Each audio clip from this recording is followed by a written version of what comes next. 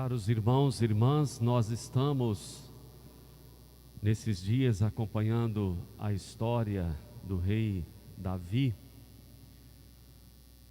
Ontem nós ouvimos uma bela oração que ele fez no tabernáculo, entregando-se a Deus, expressando o seu desejo de fazer a vontade de Deus, de ser fiel à sua vocação, ao seu chamado, cumprindo então todas as obrigações próprias do rei, cuidando do povo em todos os sentidos. E hoje nós temos a narrativa do pecado de Davi. Ou seja, o rei Davi, o ungido do Senhor, escolhido por Deus para reinar, para servir, para governar o seu povo, também pecou. E pecou gravemente, como nós ouvimos na primeira leitura. Esta história, ela tem a sua pedagogia, ou seja, ela nos ajuda e muito na compreensão do ser humano. O pecado faz parte da nossa vida e nós não precisamos ficar assustados com isso. Nós pensamos em Jesus, por exemplo, acolhendo os pecadores, convivendo com os pecadores, e foi tantas vezes criticado por isso. Jesus dizendo que veio não para os justos, mas para os pecadores, não para os sadios, mas para os doentes. Ou seja, ele se encarnou para nos conceder a graça do perdão, a graça da santificação. Nós fazemos a nossa parte, nós não podemos ficar de braços cruzados. Nós temos que aprofundar a nossa experiência de fé, buscando uma conversão madura, uma conversão segura. Ou seja, devemos nos esforçar para que estejamos cada vez mais próximos de Deus, em conformidade com os mandamentos, com os ensinamentos de Jesus, com a doutrina da igreja. Mas nós temos que reconhecer a nossa fragilidade, a nossa condição pecadora.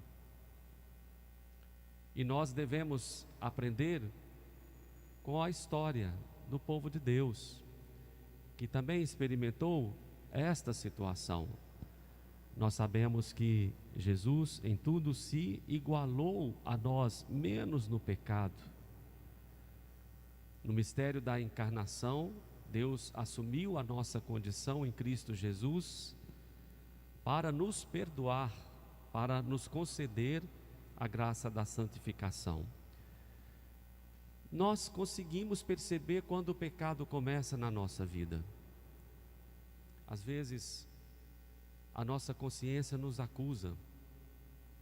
Parece que isso não é legal, parece que isso não está certo, mas a gente acaba sendo vencido, às vezes por um desejo, por uma vaidade, por uma paixão, por um orgulho.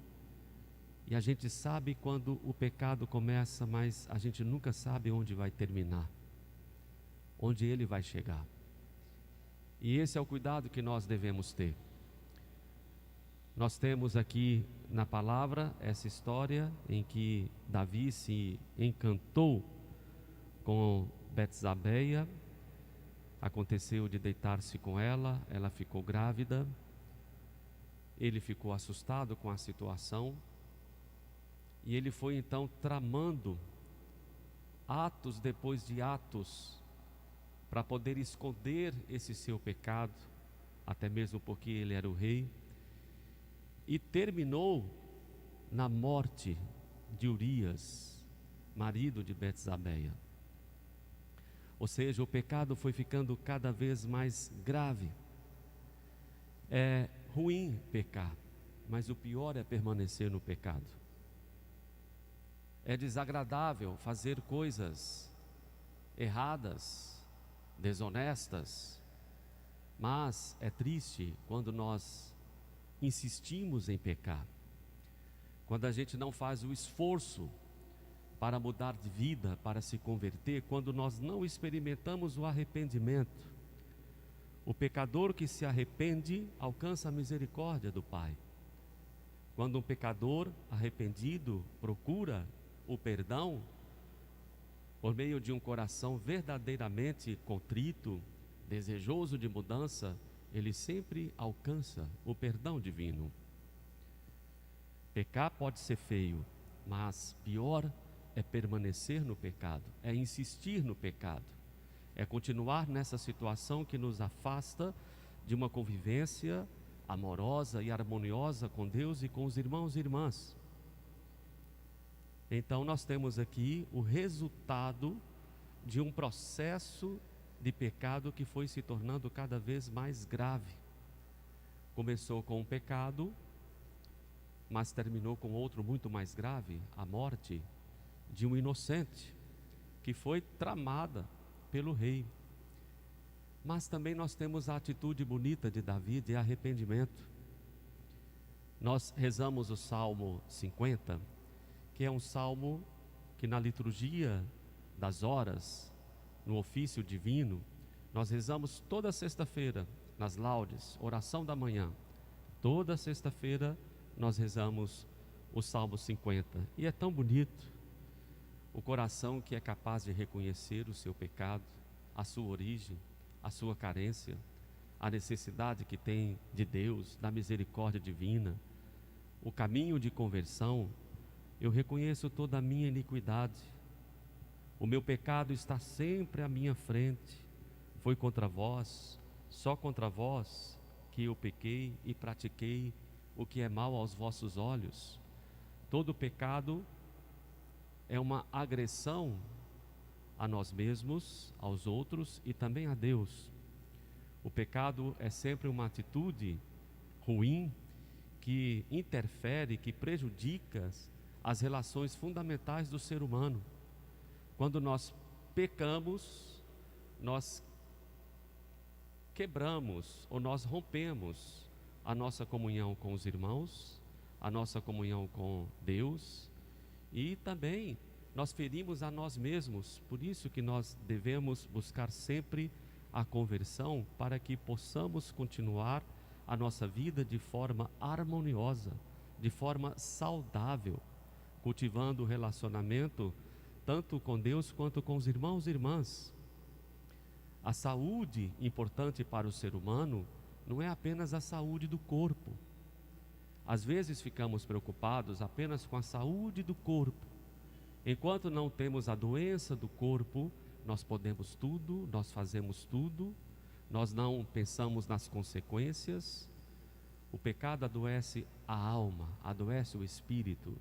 E por isso que o remédio para o pecado é o perdão divino, é a graça de Deus.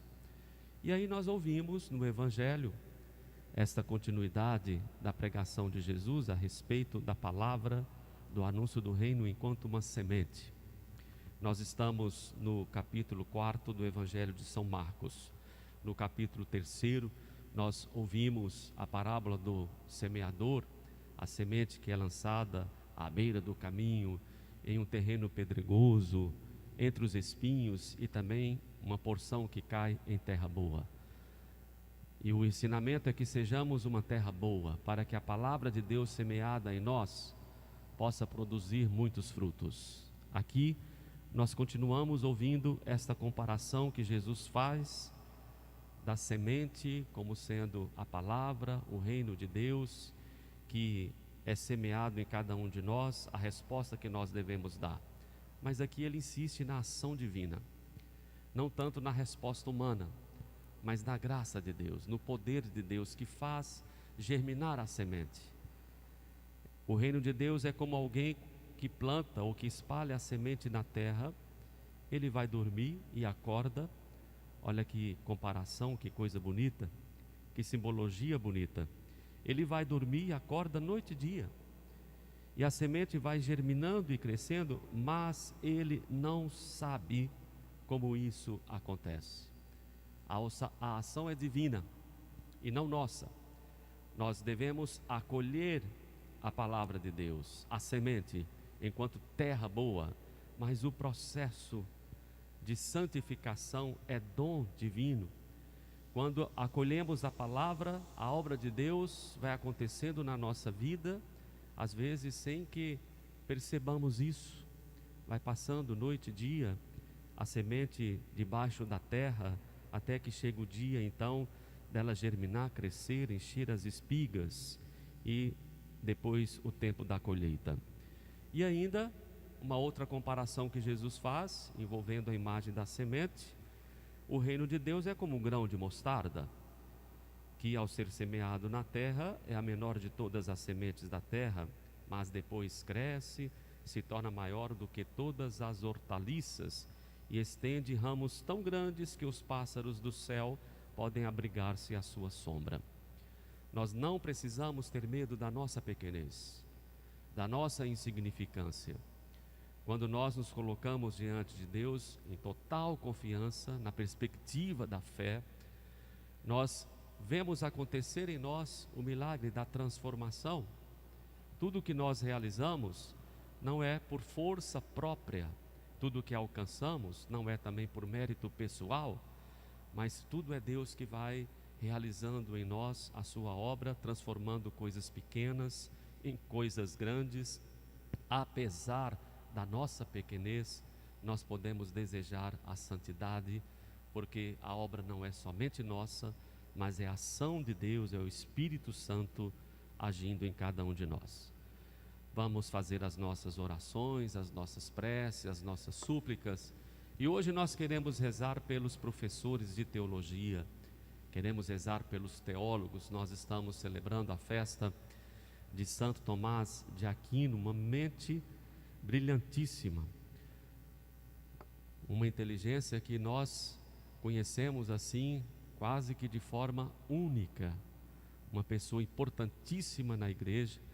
Depois de seus escritos, depois de seus ensinamentos, não se faz teologia e nem mesmo filosofia sem que os seus textos sejam estudados.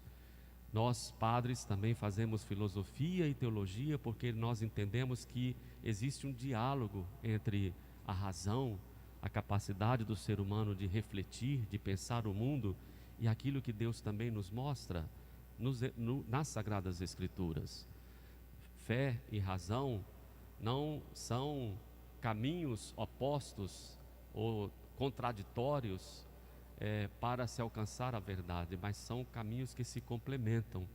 E Santo Agostinho ajudou-nos bastante nisso. Então nós vamos rezar pelos professores de teologia, por aqueles que se dedicam à pesquisa teológica, porque a gente vai também aprendendo cada vez mais o caminho da verdade, para que possamos fugir da mentira e abraçar somente aquilo que nos convém. Apresentemos ao Senhor as nossas preces, vamos fazer os nossos pedidos.